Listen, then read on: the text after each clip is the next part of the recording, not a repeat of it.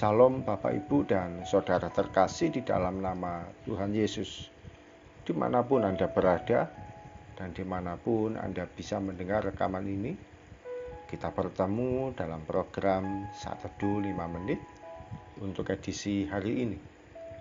Sebagai dasar kebenaran firman Tuhan, saya akan bacakan dari Efesus 5 ayat 3. Firman Tuhan berkata, tetapi percabulan dan rupa-rupa kecemaran atau keserakahan disebut saja pun jangan di antara kamu, sebagaimana sepatutnya bagi orang-orang kudus.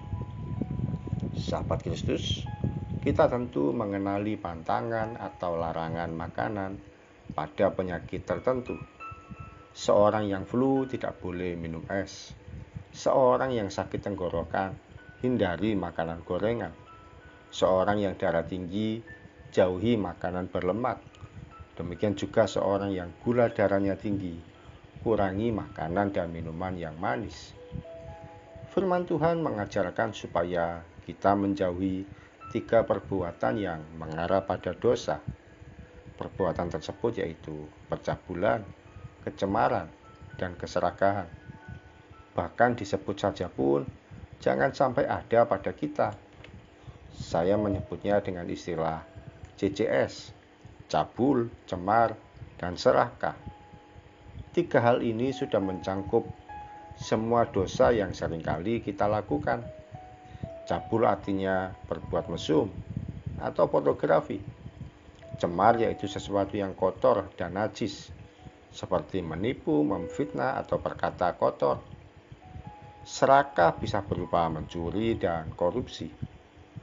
Sahabat Kristus, sebagaimana seseorang yang menjauhi makanan atau minuman tertentu supaya sehat atau tidak sakit, kita tentu juga semestinya mengenali situasi yang membawa kita pada dosa lalu menghindarinya. Kalau suatu tayangan tertentu membuat mata kita berdosa, hindari. Kalau situasi tertentu membuat kita mudah berprasangka buruk pada orang lain, lebih baik jauhi. Kalau mulai timbul serakah dalam hati dan ingin mengambil milik orang lain, segera kita tolak.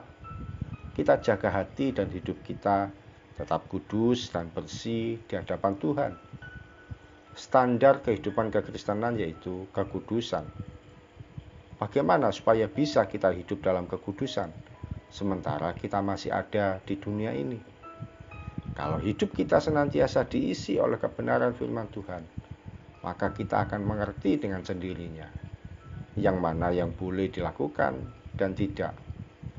Kita tentu tidak mampu mengerjakan dengan kekuatan kita sendiri.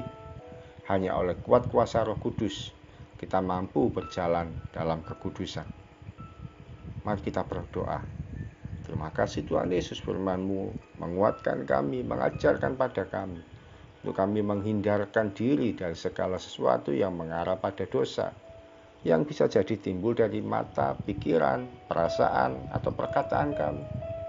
Sesuatu yang membuat kami akhirnya jatuh dalam percabulan, kecemaran, atau keserakahan. Di hari ini Tuhan, kami mau belajar untuk hidup dalam kendali firman-Mu, supaya kami tidak salah, tidak berjalan belok-belok, tapi lurus sesuai dengan kebenaran firman Tuhan. Terpujilah nama-Mu Tuhan Yesus. Demikian juga ketika kami akan melangkah sepanjang hari ini, kami percaya kuat kuasa Roh Kudus mampu membuat kami menyelesaikan apa yang menjadi bagian kami dengan benar.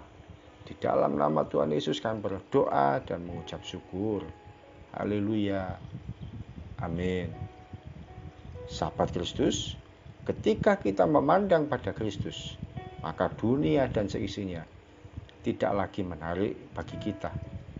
Salam dari saya, Pendeta Oki Raharjo dari Mitspa Ministry. Tetap setia sampai garis akhir.